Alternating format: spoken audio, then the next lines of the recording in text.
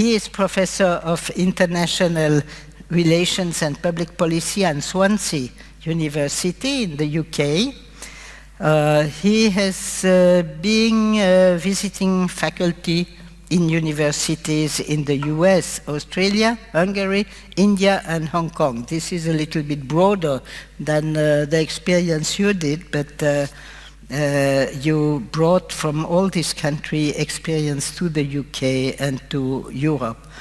Your main area of interest is the international control regime and the UN system. You were founding director, or you are founding director of the Global Drug Policy Observatory in Swansea. You're also founding secretary for some years of the International Society for the Study of Drug Policy. Currently, you are in the two editorial boards, the International Journal of Drug Policy and the International Journal of Human Rights and Drug Policy. You will begin this panel, and I'm very happy to give you the floor. Thank you very much.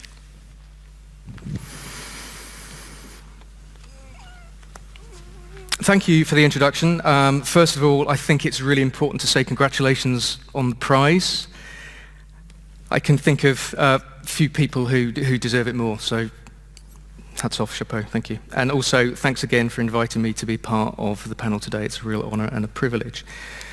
So as Madame Dreyfus alluded to, my main area of interest is the international drug control system, principally the United Nations. And really what I'd like to do in my time here today is talk a little bit about the journey, if you like, of criminalization at the international level. To begin with, though, I think it's important to just outline a little bit about how complex this journey is and how it is often prone to oversimplification. And I'll begin with a quote, and in the quite brilliant Drug Policy and the Public Good by Thomas Barber and colleagues, the authors quote the American journalist and essayist H.L. Mencken. For every complex problem, there is an answer that is clear, simple, and wrong. And in the same way that this perspective, I think, is critical when we're seeking to better understand and develop policies dealing with the use of certain psychoactive substances, so it's applicable when seeking to, if you like, deconstruct the history of engagement with the punitive approach at the multinational level. Now, by this I mean the international legal architecture and related obligations for the control of drugs from an international relations perspective, something that we can usefully call the global drug prohibition regime. And this was a term originated by an international relations scholar called Ethan Nadelman in 1990. I think it's useful when we're thinking about this topic. So this is a system which, one way or another, nation states generally consider or are influenced by at some point in the policy-making process. Now, to be sure, as I mentioned a few seconds ago, the story is complex and prone to simplification. Yet I'd argue it's possible to identify trends in the way that both sovereign states and international bureaucracies have engaged with the criminalization of drug use.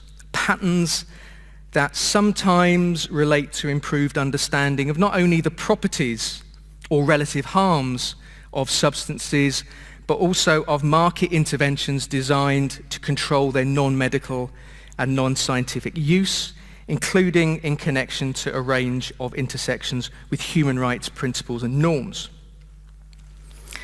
Now, a growing body of research, including that focusing on Asia and Mexico by scholars like James Windle and Isaac Campos, strengthened the idea that even before the beginnings of concerted efforts to develop the multilateral drug control structure, some states were, for varied reasons, implementing what Campos and Gutenberg have called local prohibitions and controls. So consequently, I think it's fair to say that although drugs have been widely available in entirely unregulated markets, They have also over time been subject to control ranging from the death penalty to taxation. And prior to the 20th century, however, no global patterns were discernible in governing the trade and use of psychoactive substances. But I think it's plausible to suggest that this began to change with agreement around what we might want to call a set of foundational treaties. So these were multilateral instruments entering into force between about 1912 and 1936. Nonetheless, although the negotiations for these conventions were replete with the term evil in connection with the perceived immorality of non-medical and non-scientific drug use, the system that they created was predominantly regulative rather than prohibitive in character. So at this point, the aim was to limit production and manufacture and prevent leakage of excess licit drugs into illicit channels. So national legislation within some states was influenced by these emerging transnational structures, but discretion remained at the national level.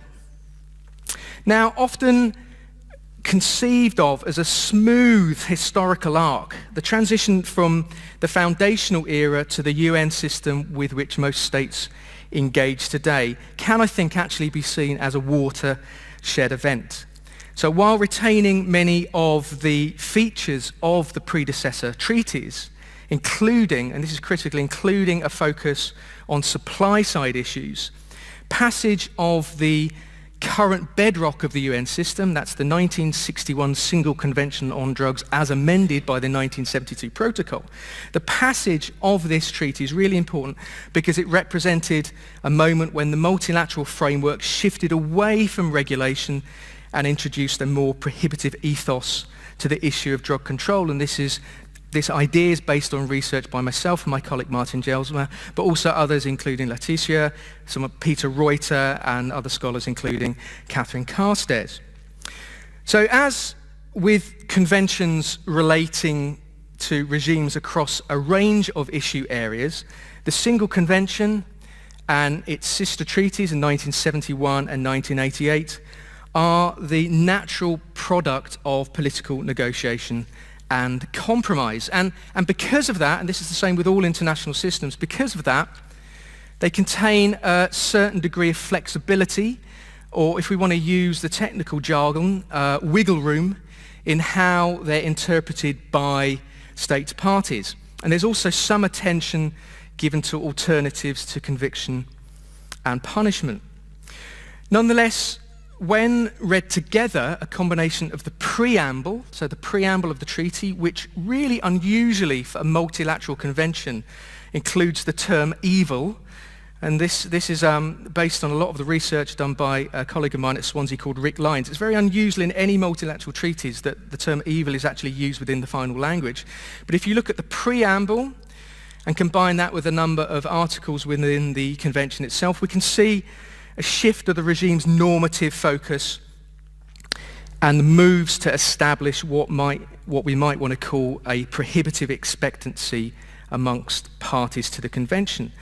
And indeed, in seeking to act upon their concern for the health and welfare of mankind, so that's also terminology laid out in the preamble of the treaty, the international community engaged with the now familiar logic that efforts to shrink and ultimately eliminate the illicit market will solve what has become known, I think, somewhat vaguely as this thing called the world drug problem. So with this perspective came an increased emphasis on the criminalization of the individual drug user via sanctions on possession, with proponents believing that this would act as a deterrent to engagement with the illicit market. And that such a stance was enhanced in the 88 Trafficking Convention, strengthening of language regarding possession and requiring parties to adopt measures to establish possession as a criminal offence, crucially though subject to the constitutional principles and basic concepts of their legal systems.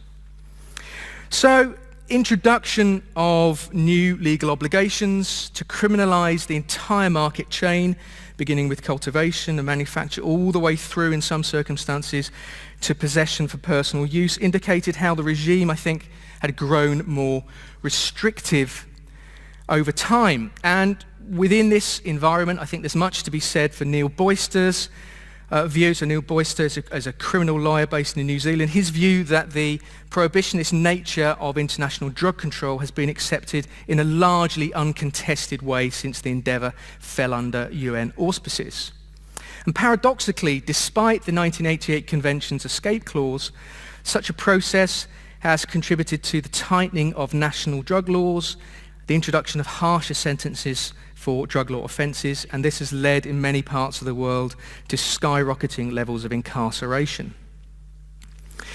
Now, as is well documented, emphasis on the law enforcement-oriented punitive approach has also resulted in a range of human rights abuses.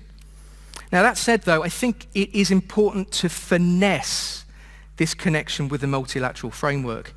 As research by Barrett and Novak point out, it isn't that the drug control conventions directly result in human rights abuses, but they can't be divorced from these and other violations, as their influence on domestic drug control policy and legislation is considerable. And I think it's fair to say that a growing appreciation of the potential tensions between drug policy and human rights helps explain why increasing numbers of states in the last few decades have started to move away from criminalization as the dominant policy choice. Now this, along with realization of the ineffective, costly, and often counterproductive impact of the law enforcement dominated approach, has led some states to engage in policies that can be seen as what I would call a soft defection from the authoritative norm at the core of the international regime, a process that has involved engagement with decriminalisation of possession for personal use and a range of health-oriented, evidence-based harm reduction interventions, often resulting from local initiatives. Now, while varied and complex, such a trend might be regarded as a shift from the market elimination perspective to various forms of market management, options that are widely accepted to be permissible within the current treaty boundaries. That's not to say, though, that this has been a smooth transition. Some parts of the UN bureaucracy, notably the International Narcotics Control Board, and maybe to a lesser extent the UN Office on Drugs and Crime, have at various points over the years been hostile and demonstrated what I think we can identify as a form of systemic inertia.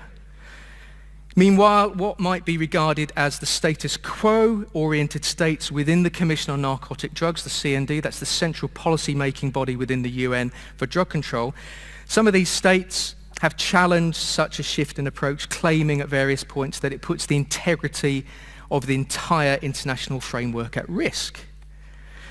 Yet the regime has shown a remarkable ability to absorb change, and I think quite honestly where it can't, actually to give the impression that it's business as usual.